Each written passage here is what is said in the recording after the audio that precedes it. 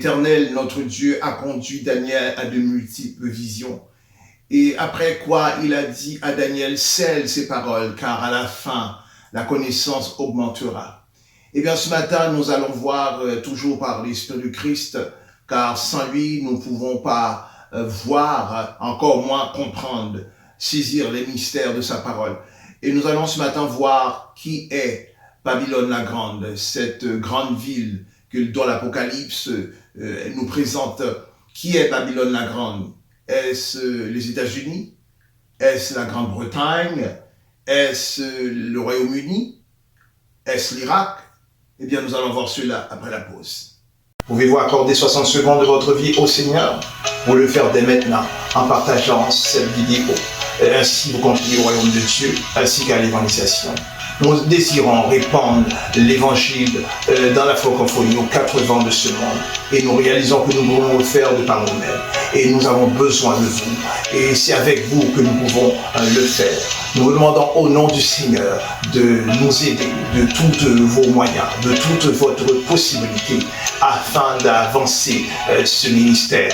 Et vous le faire dès maintenant sans plus tarder en partageant cette vidéo à un proche, à un cousin, une cousine, à un camarade de classe, un collègue de travail, à une tante, à un oncle. Partagez cette vidéo, ainsi vous serez une grande bénédiction pour la personne qui recevra cette capsule. Bonjour mes frères et sœurs et chers amis, je suis heureux d'être avec vous. Je me présente, je suis pasteur Jad Isidore Berger du ministère AFA. Et tel que semaine après semaine, nous tenons ce temps d'étude sur l'enlèvement de l'Église, afin de savoir où en sommes-nous rendus par rapport aux prophéties de la fin. Et bien encore ce matin, nous sommes ensemble ce matin à cette étude. Et cette étude que nous tenons semaine après semaine nous semble d'une banalité et peut-être une chose de moins d'importance. Laissez-moi vous mettre en contexte, à savoir que cette étude, à la fin des temps, cette étude viendra une denrée, viendra une mine d'or, parce que au moment des 7 ans de grande tribulation, de la grande tribulation, les études qui sont tenues, ou bien encore même l'évangélisation au niveau de YouTube sera complètement supprimée. Non seulement que l'évangélisation serait supprimée de YouTube, également les Bibles seront mises au feu. Donc, c'est là que, à la fin des temps, il y aura une surenchère sur cette étude que nous tenons sur l'enlèvement de l'Église pour ceux qui n'auront pas part à cet enlèvement. Alors voilà la raison qui nous porte qui vous invite également à suivre cet enseignement, à savoir qu'à la fin des temps, ces temps d'enseignement sur l'enlèvement de l'Église seront complètement supprimés de YouTube. Et ceux qui ne seront pas de l'enlèvement de l'Église doivent saisir dès l'instant même la portée de cette étude, doivent comprendre cette étude, d'avoir une dextérité par rapport à sa manipulation. Parce que je répète, ces temps d'études, surtout ceux dans l'enlèvement d'église, seront supprimés de YouTube au moment de la grande tribulation. Et bien ce matin, nous sommes bien heureux ce matin d'être ensemble, mes amis, et nous allons poursuivre cette étude. Ce matin, nous verrons qui est Babylone la Grande, cette grande ville dans laquelle que l'Apocalypse met en contexte. Avant de ce faire, nous allons nous courber de toute évidence pour un mot de prière. Père des cieux, à toi seul soit la gloire, à toi seul soit la brillance, à toi seul soit l'éclat. Et ce matin, je viens devant toi, Seigneur éternel, me faisant plus petit que les petits, éternel. Éternel des armées, tu as dit dans ta parole, Père très saint, que nous, sans toi, que nous ne pouvons rien faire du tout. Et nous sommes arrivés, éternel des armées, à la croisée des chemins, et réellement, Seigneur, pour saisir, Père céleste, que nous ne pouvons réellement rien du tout sans toi. C'est la raison pour laquelle que ce matin est exprimée ma prière devant toi. Je te prie, Seigneur, que tu puisses saisir ton serviteur. Amen. À ce que, Seigneur, c'est les mystères profonds de ta parole m'en soient dévoilés. Que je puisse saisir, éternel des armées, la partie éternelle des la plus fine. Éternel, je puisse saisir, éternel, tout-puissant, le contexte, Éternel, de ta parole. Éternel, conduis ton serviteur encore, Éternel, sur les ruelles de ta parole afin de pouvoir saisir, Éternel, les zones moléculaires de cette éternelle parole. Père des cieux, bénis ceux qui suivent cette vidéo. Amen, à ce qu'ils puissent comprendre, Éternel, décerner tout ce qui sera dit dans ces temps d'études. Père très saint, Jésus, que te prie, au nom de Jésus-Christ. Amen.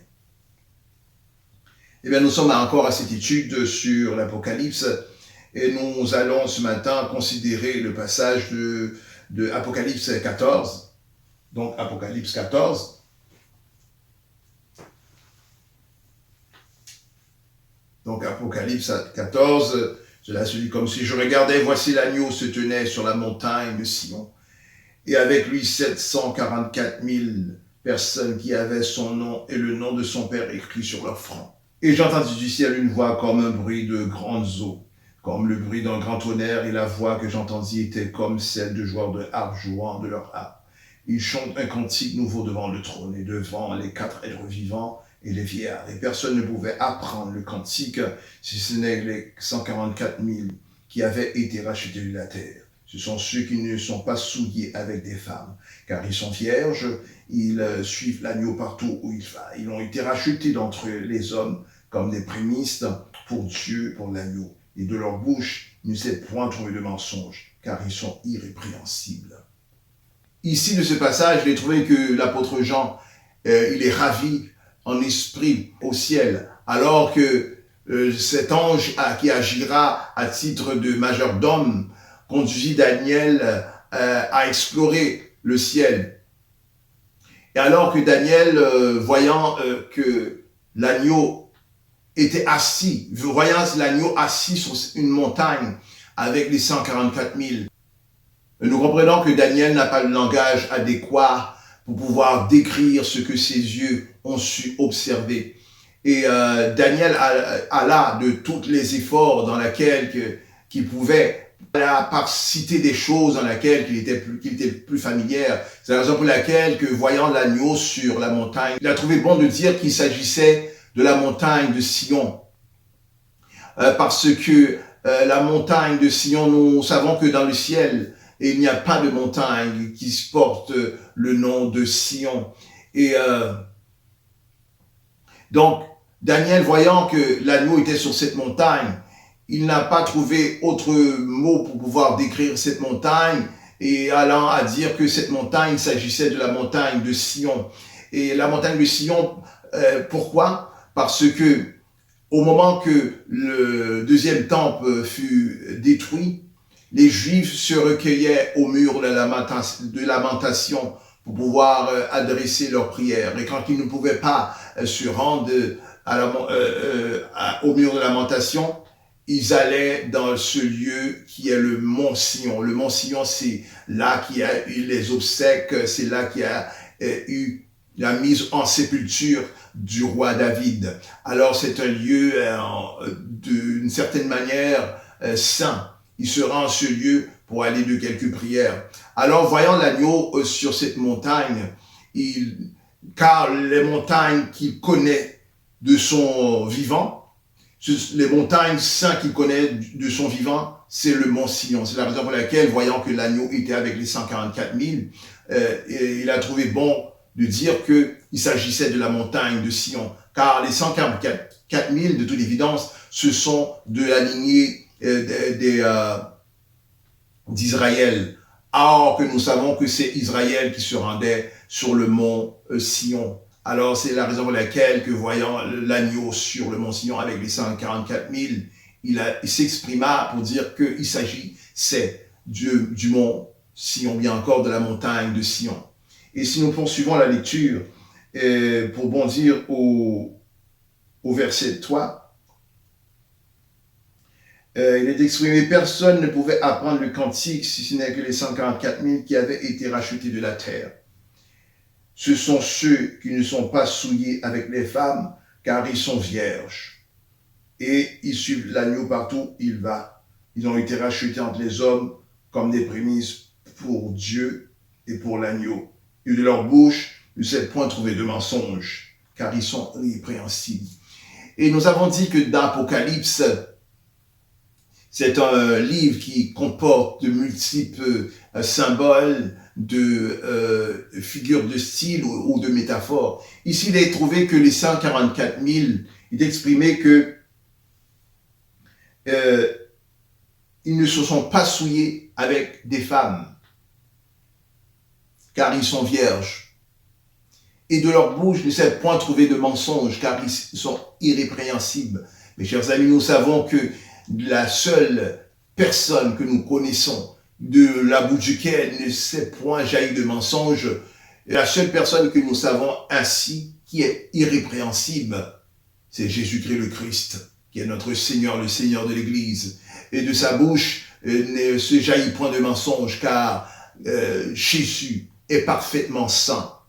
Et alors que ici, nous sommes un peu trouvés à découvert de voir que il est exprimé les 144 000 dont ils sont point souillés avec des femmes et dans leur bouche ne s'est point trouvé de mensonge. Et encore, ils sont irrépréhensibles. Comme nous venons d'évoquer, il n'y a que le Seigneur, Jésus, qui est irrépréhensible. Car la Bible dit qu'il a été tenté en toutes choses, mais il n'a point bronché. Et il se trouve que maintenant, ces 144 000, rappelons, ces 144 000 ont été tirés de la grande tribulation. Ce sont ceux qui ont renié le Christ du vivant. Et alors que de ce passage, nous trouvons qu'ils sont blanchis, qui ne sont pas même souillés avec des femmes, qui sont vierges. Non seulement qu'ils sont vierges, de leur bouche, ils sont point jaillis ou trouvés de mensonges. Et ils sont répréhensibles. Et ici, comme nous avons évoqué, c'est un métaphore. Pourquoi? Parce que ces 144 000 trouvés ici sur la montagne que l'apôtre Jean appelle la montagne de Sion, ce sont ceux que nous trouvons dans Apocalypse 7, les chapitres précédents. Apocalypse 7, car il s'agit que l'un des vieillards demandait à Jean, disant, mais ceux qui sont vêtus de robes blanches, qui sont-ils? Où ils sont venus? Et Jean rétorqua, disant que mon Seigneur, tu le sais. Ce sont ceux qui viennent de la grande tribulation. Donc, ceux qui viennent de la grande tribulation, c'est bien les 144 000 de la lignée d'Israël qui ont renié le Christ. Alors qu'au chapitre 14, il est trouvé qu'ils sont irrépréhensibles, de leur bouche ne sont trouvés point de mensonge. Et nous voyons que ce qui est arrivé, c'est que il est exprimé toujours au chapitre 7. Il est exprimé alors que l'apôtre Jean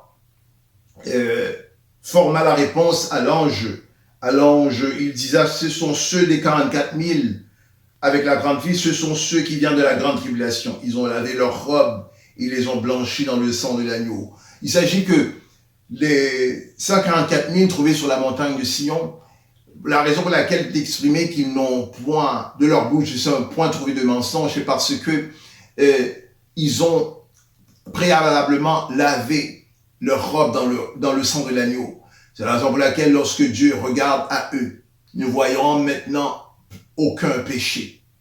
Ne voyons pas même la moindre péché dans leur vie, pas même un mensonge n'est trouvé sur leurs lèvres. Et la Bible dit, ils sont irrépréhensibles. Ils sont irrépréhensibles parce qu'ils ont lavé leur robe dans le sang de l'agneau. Et nous rendons gloire au Seigneur, car le Seigneur nous lave de tous nos péchés. Et nous sommes blanchis, parfaitement blanchis devant le Seigneur par le sang de l'agneau. Et nous poursuivons encore cette étude. Et nous allons au chapitre 17, donc Apocalypse 17.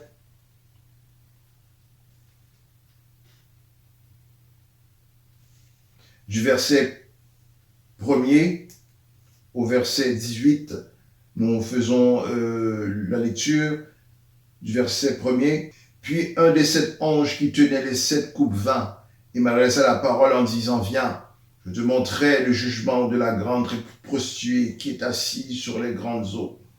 C'est avec elle que les rois de la terre se sont livrés à l'impudicité C'est du vin de son impudicité que les habitants de la terre se sont enivrés.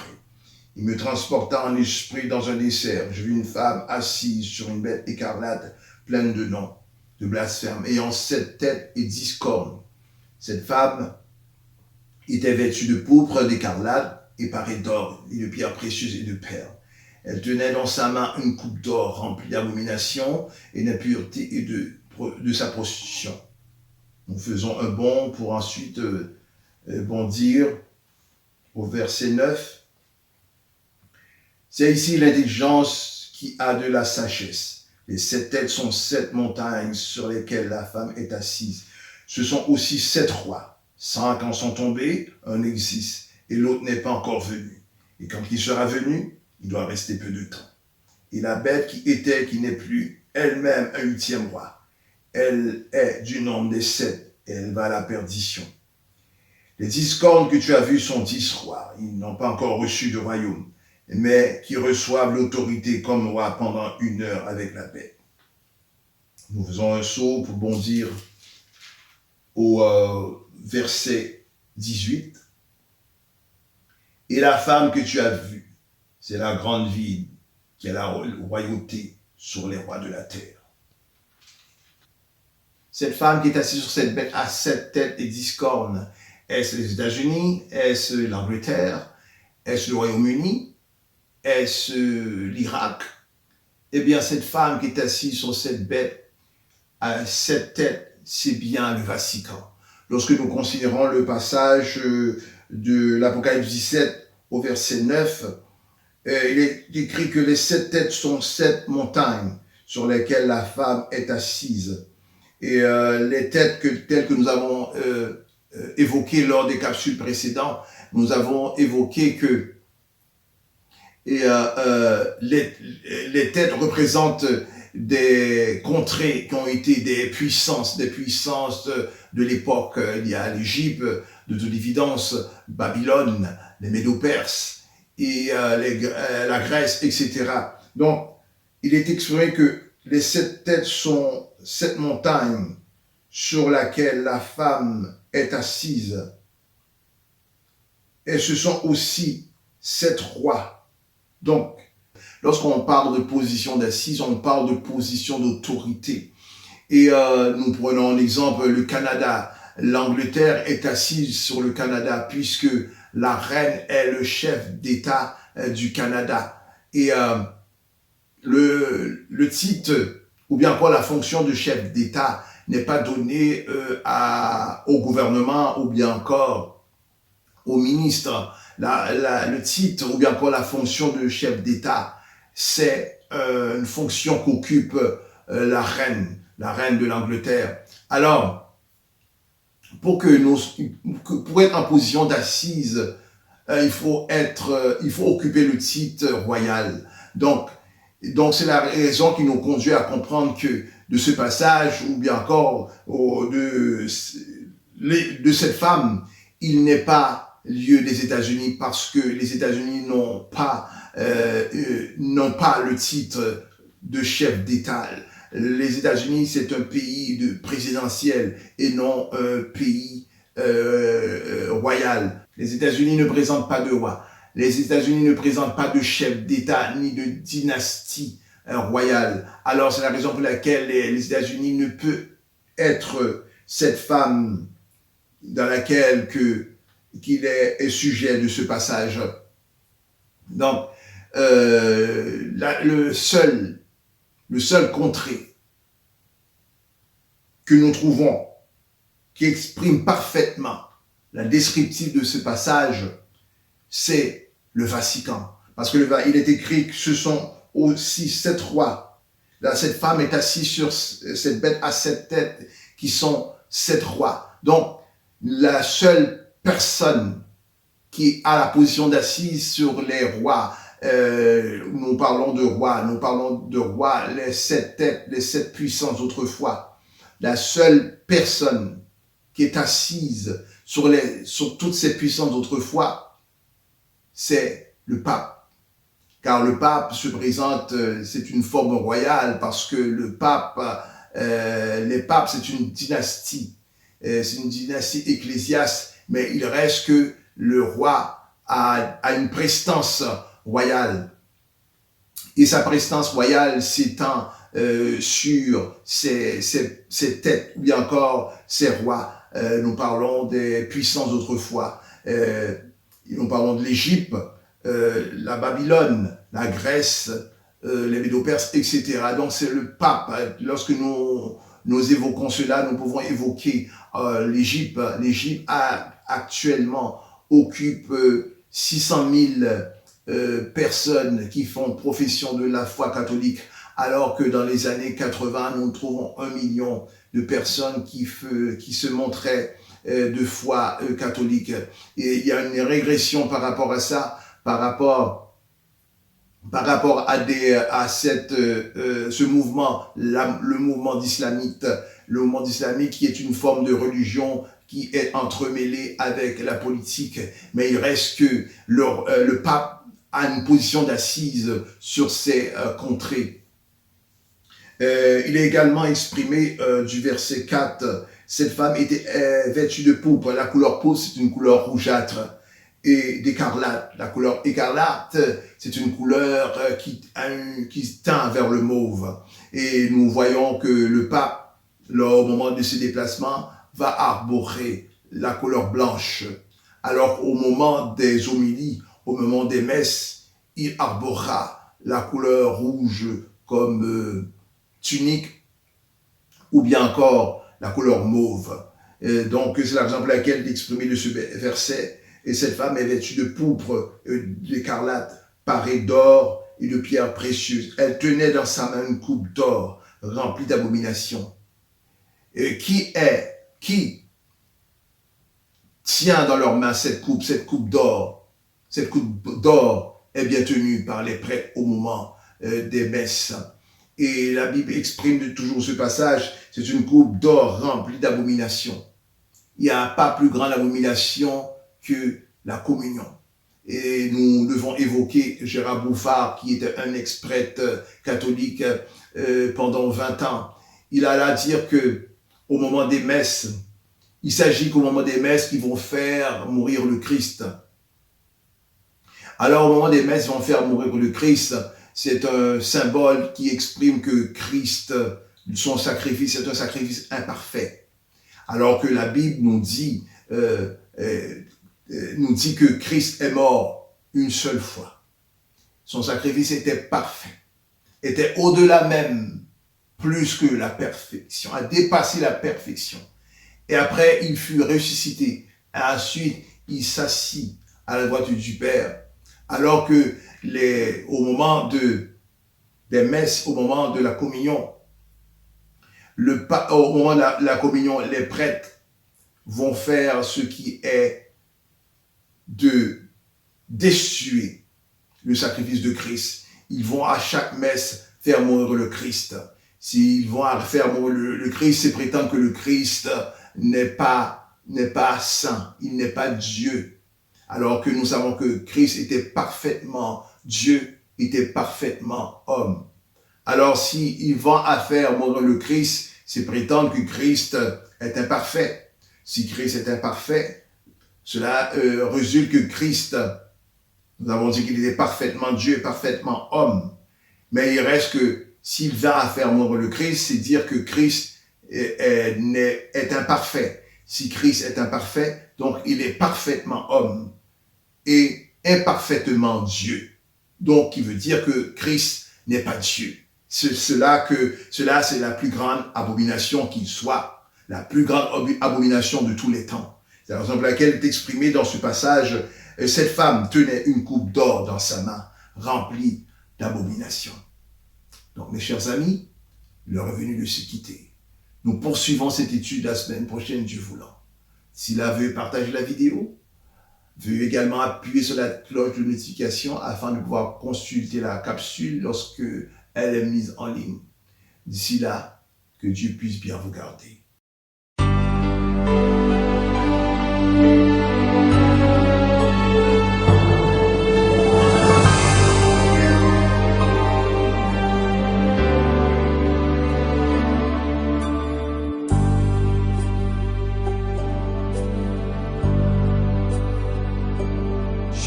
qu'un jour mes yeux verront Jésus.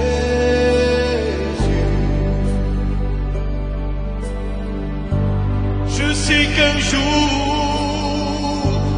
mes yeux verront Jésus.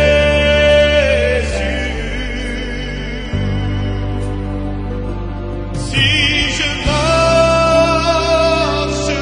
jusqu'au bout par la foi et malgré tout, je sais qu'un jour mes yeux verront Jésus.